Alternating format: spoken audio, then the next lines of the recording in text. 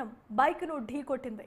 దీంతో బైక్ పై వెళ్తున్న Manuguru SPF SI కూతురు ప్రసన్న అక్కడికక్కడే మృతి చెందగా ఎస్ఐ శంకర్రావుకు తీవ్రమైన గాయాలయ్యాయి.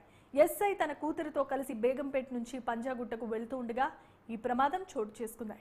సమాచారం అందుకున్న పోలీసులు హుటాహుటిన సంఘటన స్థలానికి చేరుకుని దర్యాప్తు చేపట్టారు. అలాగే ప్రమాదంలో గాయపడిన ఎస్ఐను చికిత్స నిమిత్తం ఆసుపత్రికి తరలించారు.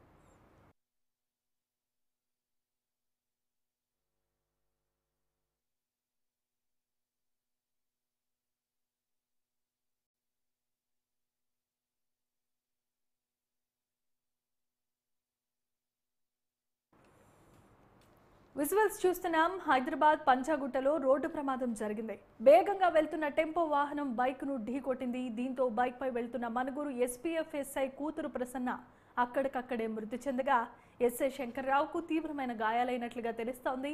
ఎస్ఐ తన కూతురితో కలిసి బేగంపేట నుంచి పంజాగుట్టకు వెళ్తుండగా ఈ ప్రమాదం చోటు చేసుకుంది. సమాచారం అందుకున్న పోలీసులు హుటాహుటిన సంఘటన స్థలానికి చేరుకుని దర్యాప్తు చేపట్టారు. అలాగే ప్రమాదంలో గాయపడిన ఎస్ఐను చికిత్స నిమిత్తం ఆసుపత్రికి తరలించారు.